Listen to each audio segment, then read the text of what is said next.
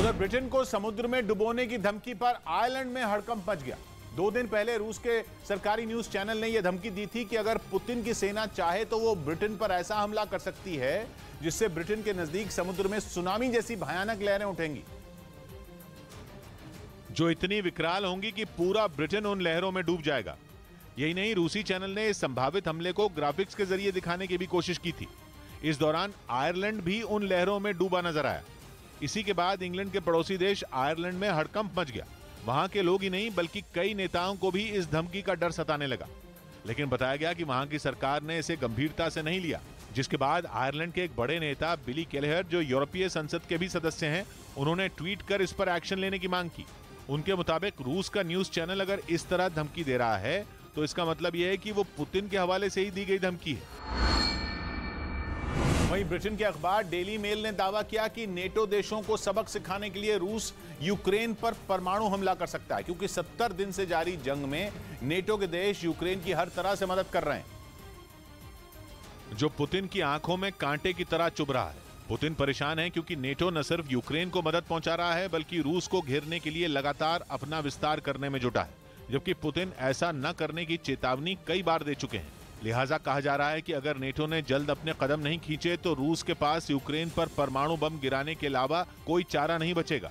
ये दावा daily mail ने रूस के टीवी रिपोर्टर एलेक्जेंडर स्लातकोव के हवाले से किया, जिसमें इस बात का भी जिक्र है कि रूस यूक्रेन पर न्यूक्लियर अटैक पर अमेरिका और ब्रिटेन समेत नेटो के 30 देशों को चेतावनी देना चाहता है। चेतावनी ये कि अगर इन देशों ने युद्ध को और भड़काने या फिर रूस के पड़ोसी देशों को अपने साथ लाने का लालच दिया तो अगला टारगेट नेटो के सदस्य हो सकते हैं। हाल ही में रूस ने अपनी सबसे ताकतवर सर्मात मिसाइल का परीक्षण करके पूरी दुनिया को चौंका दिया, क्योंकि उनके टारगेट पर केवल अमेरिका नहीं बल्कि यूरोप के कई देश हैं, जिनकी और अगर ये मिसाइल दाग दी गई तो पल भर में तबाह हो जाएंगे। इस बीच खबर है कि पुतिन को अपने परमाणु बम गिराने वाले छुपे रुस्तम का इंतजार है, जिसका नाम है पागदा, जो एक तरह का स्टेल्थ बॉम्बर है। मतलब बमों की बारिश करने वाला एक ऐसा विमान जो दुश्मन के छक्के छुड़ा दे, क्योंकि पागदा नाम का यह स्टेल्थ बॉम्बर विमान दुश्मन को चकमा दे सकता है, क्योंकि स्टेल्थ शब्द का मतलब ही होता है चुपके से, और इसीलिए उसे पुतिन का छुपा रुस्तम कहा जा रहा है, जिसका वो बेसब्री से इंतजार कर रहे हैं। 1945.com ने अपने एक आर्टिकल में लिखा कि 2023 तक रूस का यह खतरनाक विमान रेडी हो जाएगा। रूस की मीडिया ने भी पिछले साल यही दावा किया था और कहा था कि पागदा अपने साथ ड्रोन और खतरनाक हाइपरसोनिक हथियार ले जा सकता है। यही नहीं, दुश्मन के रडार से बच निकलने वाले इस विमान से परमाणु मिसाइलें भी दागी जा सकती हैं।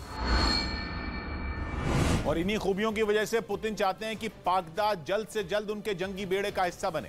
वैसे पहले इस विमान को बनाने का काम 2021 तक ही पूरा किया जाना था, लेकिन कोरोना की वजह से डेडलाइन 2023 तक खिसक गई और इसी बीच यूक्रेन में जंग शुरू हो गई। अटकलें लगी कि पुतिन परमाणु युद्ध की तैयारी कर रहे हैं और स्टेल्थ बॉम्बर की चर्चा ने आग में घी डालने का काम किया है। ये एक ऐसी चीज है जिसके बारे में सुनकर अमेरिका के माथे पर भी पसीना आ सकता है, क्योंकि कहा जा रहा है कि ये बॉम्बर इतना खतरनाक होगा कि अमेरिका का कोई भी मिसाइल डिफेंस सिस्टम इसे पकड़ नहीं पाएगा।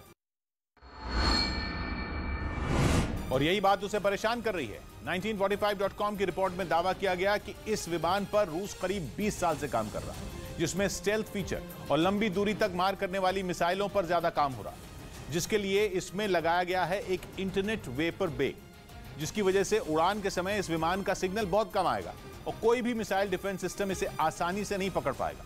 इसकी स्टेल्थ क्षमता बढ़ाने के लिए रूस के इंजीनियर ने दुश्मनों के सिस्टम का अध्ययन वो कर चुके हैं, जिसके बाद इस विमान को खास तरह से डिजाइन किया गया। हालांकि ये विमान अमेरिका के स्टेल्थ बॉम्बर B-21 की तरह ही दिखाई देता है।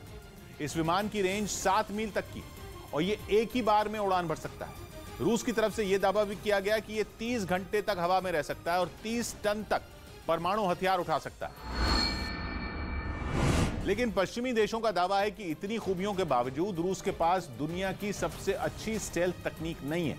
इस तरह की तकनीक इससे पहले केवल अमेरिका और चीन के पास थी, जिससे उन्होंने स्टेल्थ विमान बनाए और दुनिया को अपनी ताकत दिखाई। रूस भी अगले साल तक कुछ ऐसा ही कर सकता है।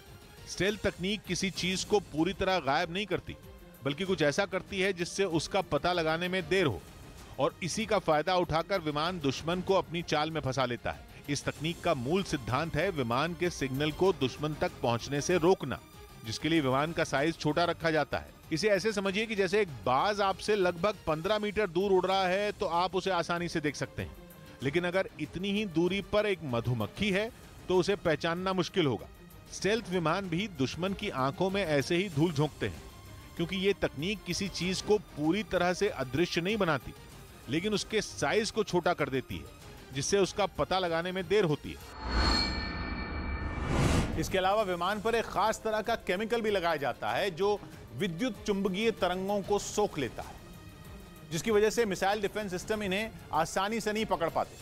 स्टेल्थ तकनीक के मामले में अमेरिका दुनिया में नंबर 1 है। उसके पास B-21 नाम का स्टेल्थ बॉम्बर है, जबकि दूसरे नंबर पर है चीन, जिसके बाद H-20 उसके पास H-20 स्टेल्थ बॉम्बर, जिसके बाद आने वाला है रूस का पागदा, जिस पर 2002 में काम शुरू किया गया था।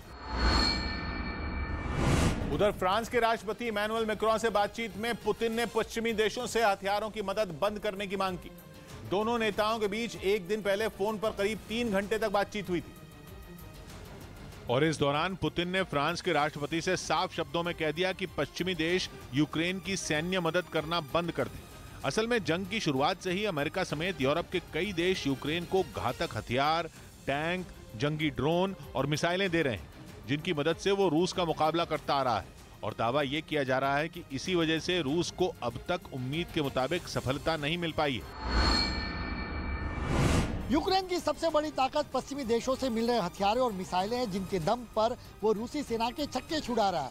इस वजह से ही यूक्रेन पर कब्जा करने का पुतिन का सपना न केवल खटाई में पड़ता दिख रहा है। फ्रांस के राष्ट्रपति इमैनुअल मैक्रों के साथ हुई बातचीत में पुतिन ने यूक्रेन पर युद्ध को लंबा खींचने का आरोप भी लगाया। उनके मुताबिक यूक्रेन इस जंग को जल्द खत्म करने के लिए गंभीर नहीं है। इसके साथ ही पुतिन ने साफ किया कि यूक्रेन से बातचीत के लिए रूस के दरवाजे अब भी खुले हैं। वहीं रूस के खिलाफ युद्ध को लेकर यूक्रेन और जर्मनी आमने सामने आ गए। खबर है कि जंग में साथ नहीं मिलने पर भड़के यूक्रेन ने जर्मनी से यह तक बोल दिया कि जंग से निपटना कोई बच्चों का खेल नहीं। और यूक्रेन की इस नाराजगी की वजह बना जर्मनी के चांसलर ओलाफ शोल्ज का एक दिन पहले किया गया वो ऐलान, जिसमें उन्होंने यूक्रेन का दौरा करने से साफ इनकार कर दिया था।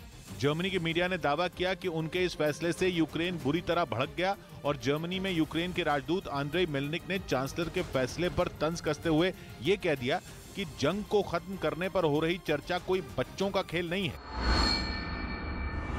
असल में अमेरिका और नाटो देशों के दबाव के बावजूद जर्मनी ने न कभी खुलकर यूक्रेन का समर्थन किया, न ही रूस से अपने रिश्ते बिगाड़े, क्योंकि रूस की नेचुरल गैस में ही जर्मनी की जान बसती है और जंग के दौरान वो किसी भी तरीके से अपनी लाइफलाइन को काटने के मूड में नहीं दिख रहा, भले ही उसे किसी के साथ दुश्मनी ना मोल लेनी पड़े।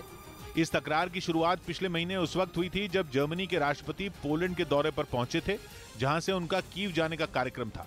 लेकिन दावा है कि यूक्रेन ने उनकी रूस से नजदीकी का हवाला देते हुए उनके दौरे को मंजूरी देने से इनकार कर दिया था, और राष्ट्रपति के इसी अपमान को जर्मनी के चांसलर ने अपना दौरा टालने की अहम वजह करार दिया।